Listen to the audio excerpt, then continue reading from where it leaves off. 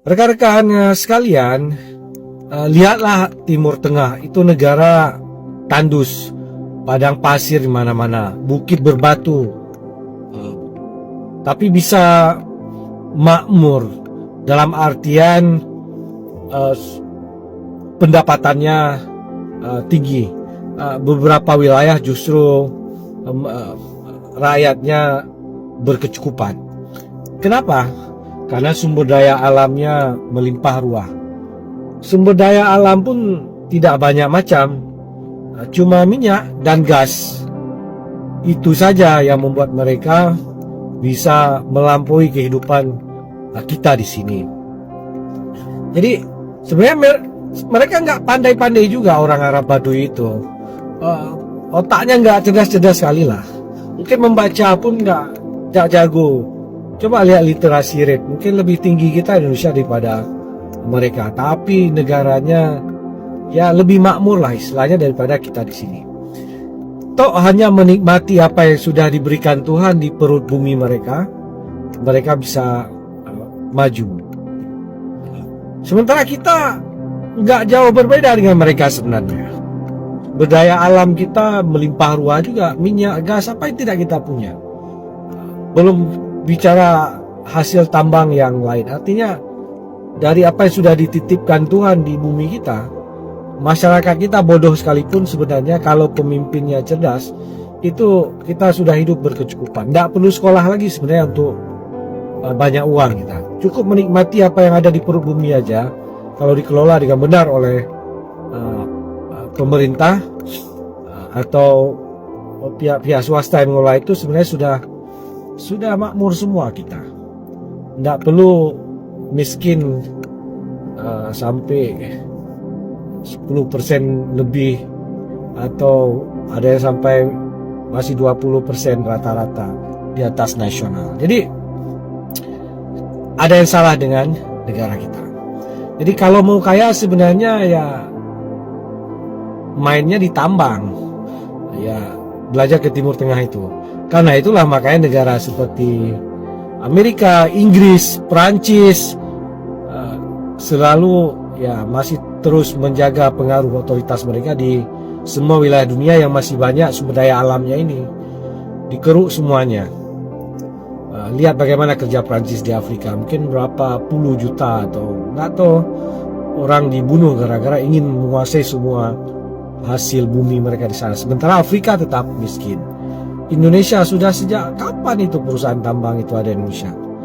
Mungkin sejak ya awal masa Soeharto Orde Baru sudah masuk mereka nambang di mana-mana. Tapi negara kita juga ya masih tergolong negara miskin lah. Dan tidak tahu sampai berapa lama lagi akan tetap miskin. Saudara-saudara sekalian, jadi kuncinya adalah di tambang ini. Untuk menjaga tambang ini, maka di Timur Tengah misalnya ya proyek-proyek barat itu, kapitalisme itu yang membuat masyarakatnya selalu rusuh. Dibuat berperang Sunni dengan Syiah, dibuat terus isu-isu supaya kita tetap ribut sesama. Kalau kita ribut ya nggak sempat ngurusin yang lain. Apalagi umat Islam ini sangat sangat fokus sama tauhid ya. Nggak mikirin minyak, nggak mikirin gas, nggak mikirin sumber daya alam diambil orang. Yang dipikir itu tauhidnya masih lurus apa enggak. Jadi apakah ada aliran sesat enggak di kampungnya, itu aja diurus. Jadi senang sekali untuk urusan seperti itu, dan itu menjadi celah bagi para penguasa tambang ini untuk terus membuat kita ribut dengan sesama. Maka terjadilah konflik yang maha besar itu, bunuh-bunuhan yang dipicu oleh isu agama. Tapi kalau kita teliti sebenarnya bukan masalah agama, bukan masalah mazhab. Itu ada sesuatu yang didesain oleh para penguasa atau perampok tambang ini untuk membuat kita teralihkan fokus. Tidak sempat berpikir bagaimana cara ngurusin tambang. Jadi tetap ngurusin cara sholat berjamaah, cara wudhu yang benar, cara taharah, cara syahadat yang baik, cara ya sejenis itulah. Jadi di desain kita tidak sempat mikirin cara untuk menguasai tambang dan mengelola tambang secara mandiri. Nah, itu problem kita. Karena itu juga makanya Indonesia pun mirip-mirip nggak sempat, rakyat Indonesia nggak sempat mikirin sumber daya alamnya, cara ngelola khususnya minyak dan gas dan sebagainya itu. Kenapa?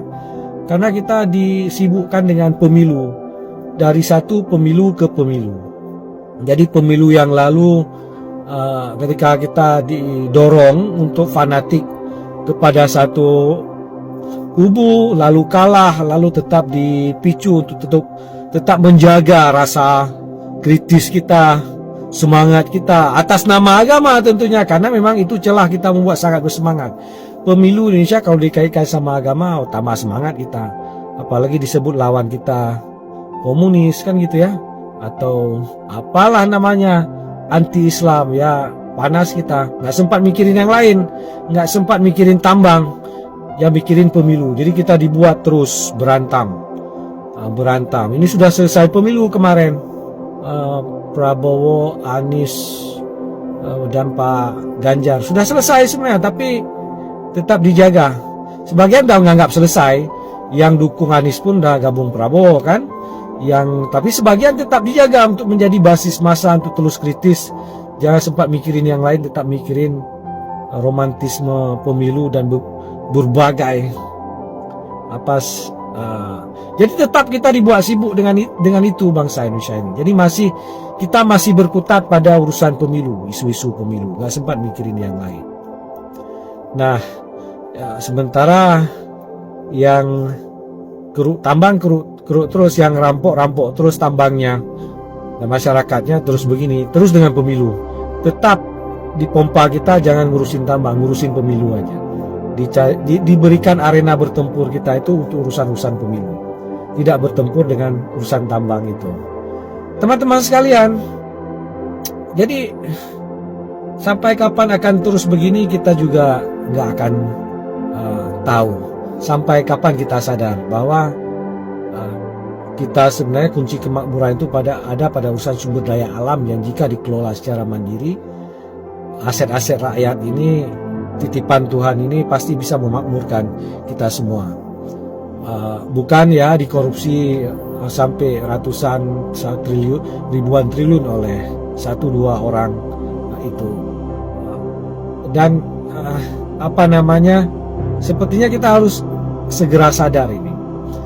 Kadang-kadang untuk kita nggak berpikir tentang urusan-urusan besar tambang itu, kita disuruh mikir cara menghidupkan UMKM yang kecil-kecil itu. Jadi disibukkan dengan UMKM, seolah-olah negara ini bisa maju dengan UMKM, dikasih contoh Cina dan sebagainya. Iya, memang kalau kita menghidupkan UMKM ini memang bisa maju pada kadar tertentu, bisa banyak peluang, bisa berkembang, tapi ya tetap namanya UMKM, betul gak? Jadi seolah-olah yang harus fokus adalah UMKM, sementara tambang nggak usah kalian fokuskan, nggak usah kalian pikir, udah ada yang pikir. Dan itu ditutup celah untuk berpikir ke arah sana. Bahkan kalau kita mau cari tahu misalnya ya, berapa sudah hasil kekayaan alam, berapa kubik ton, berapa ton atau berapa banyak sudah dikeruk di lubang-lubang yang ada di sekitar wilayah kalian oleh perusahaan-perusahaan yang ada di daerah kalian, apakah batu bara, minyak, gas, nggak ada yang tahu. Ke kampus pun kalian tanya dosen-dosen yang bidang ekonomi itu pun tambahmu nggak tahu udah berapa banyak dikeruk. Kalian pergi ke pemerintah pun tanya pemerintah nggak tahu, nggak ada data mereka berapa banyak yang sudah dikeruk. Sebegitu gelapnya sumber daya alam yang sudah dikeruk. Sementara mungkin ada data berapa dana CSR yang sudah dihabiskan menunjukkan betapa baiknya perusahaan-perusahaan ini. Tapi berapa banyak sudah diambil itu nggak ada datanya. Siang malam itu mesin terus berproduksi. Jadi itulah problem kita. Jadi bangsa ini masih sibuk dengan pemilu dan tetap diarahkan untuk ngurusin pemilu, baik pemilu atau urusan-urusan pasca pemilu, dan terus jaga semangat sampai pemilu berikutnya dan pemilu seterusnya, sehingga tidak sempat mikirin urusan tambang atau sumber daya alam yang siang malam dikeruk oleh orang-orang yang ya tidak pernah memikirkan rakyat. Assalamualaikum warahmatullahi wabarakatuh.